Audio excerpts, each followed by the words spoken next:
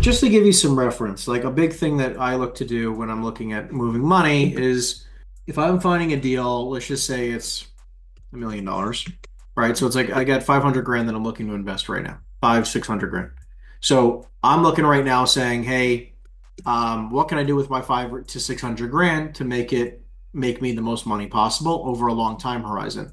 Now, what I care most about is churning the money as fast as possible. So, like, how can I find good deals at great prices, right? Good assets in good areas. Not doesn't need to be great areas, but good areas. I just try to stay away from bad areas, because even bad area but great price doesn't mean much to me. Like it's just like I would prefer to ignore those types of assets. But I'm looking for like B class properties or better in B class markets or better. Like I want it for C class prices, essentially, is what I like, right? I want B class property for C class prices. I want A class property for B class property prices. And I always typically like, good areas doesn't need to be even great. I mean, like again, like I'm only talking about investing, 600 grand. It's going to be tough for me to buy something that's much more than maybe, unless I buy it with partners, which sometimes I do and sometimes I don't, but it'd be hard to be even north of 3 million bucks. So like I can't buy, I'm not looking at buying a $20 million deal.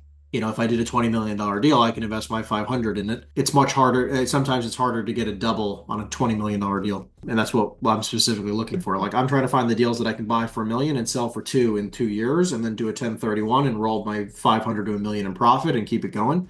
So it's like all I need to do is find deals where I can send, like again, the price I like to be sub, 2 million bucks. Let's run some numbers just again to give you some reference, right? So $1 million is probably going to cost me, 50,000 in closing costs, probably $25,000 in or less in my DD costs, legal civil. Let's do a couple estimates. Let's just say I'm going to be getting a 6.5% rate. 6.5 to 7 is where things are at now. 7 and a quarter even on difficult assets. Obviously, if you can get seller financing, it's the best type of scenario. Seller financing is going to be able to help you buy bigger assets for lower prices, right? Or lower out of pocket cost, essentially, right? For lower cost. But in this situation, let's just say we're getting traditional financing, so 75%. You can ignore a lot of things because the income is kind of skewed. Again, if you guys have deals you want me to review, please feel free to submit them to the or drop in the chat or submit them to the info at henryeisenstein.com, or we can just talk about them openly. So if you have any deals you want me to look at, just let me know. Let's look at this. So like obviously for our sale assumptions, I'm typically estimating a 7.5% cap rate right now, just to make sure we're conservative.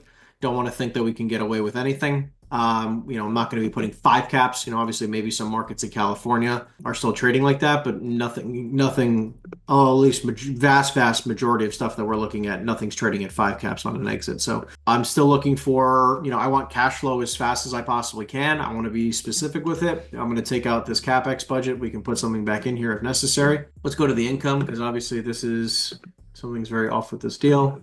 Oh, it's because we're buying 38 units. That's why. 38 units for $1 million would be a very good deal. So let's break this down, right? So if hypothetically, let's say I'm going to buy, I don't care if it's a 5 unit, just a very small example, 500 square feet a unit. We'll even bump this up a little bit. So $1,000 a unit right now. You can obviously tell that, if it's only going to be, if I'm buying 5 units at $1 million, that's 200 grand a door. I can't pay that. So let's try to be conservative. Let's say like real life examples. I'm looking at a deal right now where I can buy for 700. It's about it's 5 units. They're rented for like, let's just say $1,200 a unit on average. And I can bring rents to $1,600 over the next, so let's say 4 to 8 here. The property needs a little bit of work, so let's put a budget of, let's just say 75,000. Let's also go to expenses. This is only estimating a 35% expense ratio. I believe, let's do taxes. I believe it was like 15 grand. Insurance is going to be like 4,500. Let's say everything else is like another 15 grand.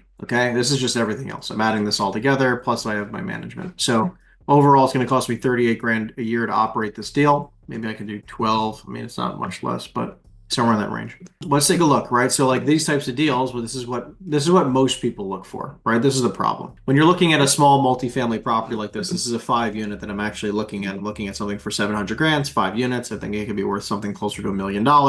Here's a problem. In this type of asset, number one, my exit is going to be difficult. I mean, even if I went to 7, I can, I need to be able to churn as much of this money as possible. the 75 grand capex budget. Also, I mean, we're at 325 grand all in, right? So I need to be able to pull out an additional 325 in order to make this deal make sense for me in a couple of years. I don't think I'm going to be able to do that. This is not going to be a pure double. I don't see this being possible for me. The out-of-pocket cost is still going to be a lot. I mean, look, I'd have to be, I'm at 250 grand out of pocket. My closing costs, maybe I can get this down to 25 grand if I'm conservative. Maybe I can get this down to 10. Let's try to really run some tight numbers. It still needs 75, maybe even honestly 100 grand. I'm just being kind of conservative here. But it's like, okay, my total profit in 5 years is only $88,000. Now, obviously, my total distributions and other things, with cash flow and other things is 373. But I'm trying to pull out at the end of when I sell it, right? How much money am I going to make? So overall, this deal is going to be very, very tight to make some money. I'm also going to have to put down more money than this, probably 65, because my debt coverage ratio is terrible. I might get a 7% interest rate loan. I mean, like, it's just going to make it more and more difficult for me to buy this deal, especially in economic times like this. This type of deal is not going to pencil for me. Now it's like, okay, well, where would it make sense? Well, if I bought it for 500, I can probably get a 70% LTV loan, which is accurate at 7% interest. I'm going to make a profit of 250. I'm into it for 260. There's my double. There's a couple quick things that I'm looking for, right? Like, I'm not losing money year one. I'm buying it for 100 grand a door. It's very difficult to lose money there. My equity multiple is almost a 2, like we just talked about. I'm nearly doubling the amount of money that I'm making based on what I'm putting into it. Now, obviously, if I sell it sooner, it's going to be not as easy. Let's see here. So I'm investing 260. Yeah, honestly, like, these are the types of deals where, like, you have to be very careful, because it's like, guys, like, if you only have 100 grand, I would tell you that take 100 grand and invest it as an LP position in a very strong asset. Because you can see here, like, this is with 500,000, 600,000 bucks. So, like, I could buy a deal right now for, let's say, $2 million. I mean, if we're really stretching it, 2 million bucks, let's say hopefully 25 grand here, and I can maybe spend, let's say, 50,000 here. It's a little light. This could be let's say a 14 unit deal. I'm estimating. Let's see, I can get rents.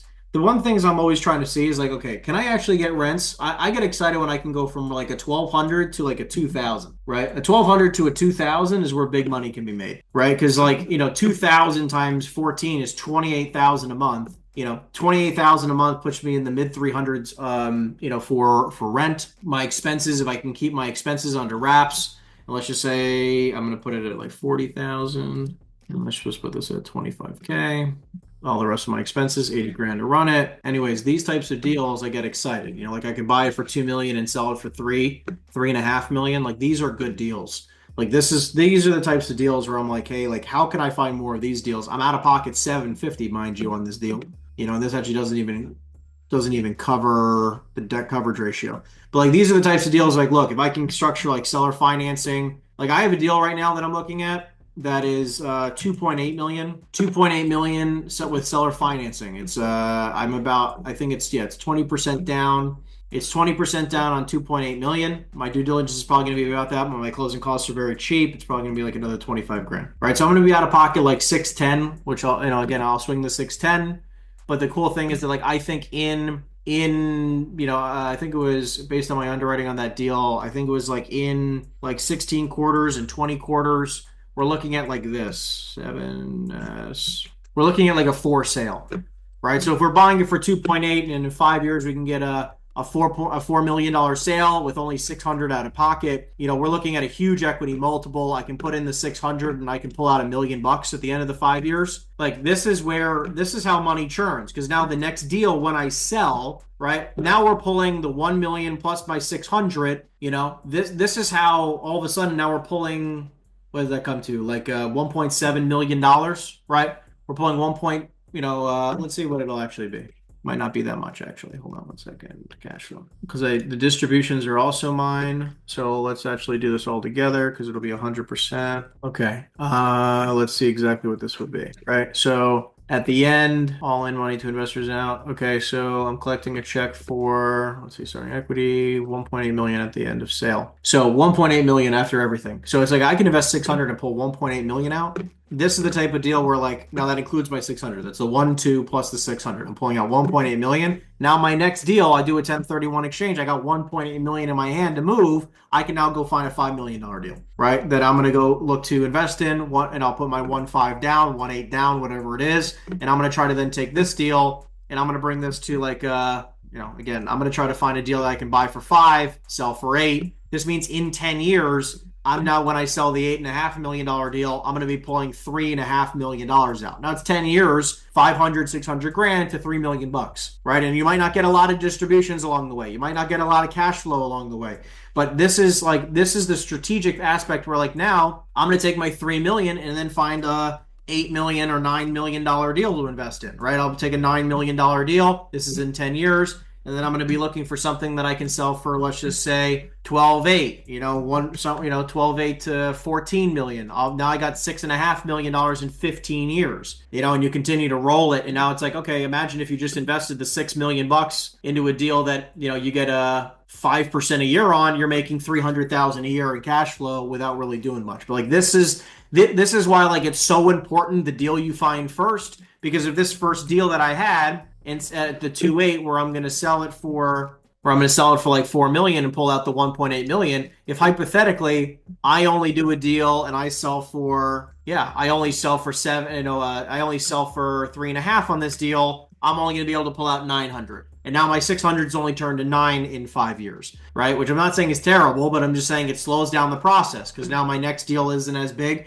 This is why it's important to understand, like, there is no pressure. There is no rush to buy deals. It's about finding the right deals so that you can long-term have major, major gains. Like, I'm going to be basically like a batter in the, I'm terrible at sports analogies, but in baseball, imagine having unlimited pitches and it doesn't matter how long you take, but when you only have one swing, right? And that's what we're looking for, right? Like, I want to make sure I have the easiest ball to hit. So I'm going to answer some questions real quick. John says, does your profit calculation take into account any of the gain on the loan pay down? Yes, it does.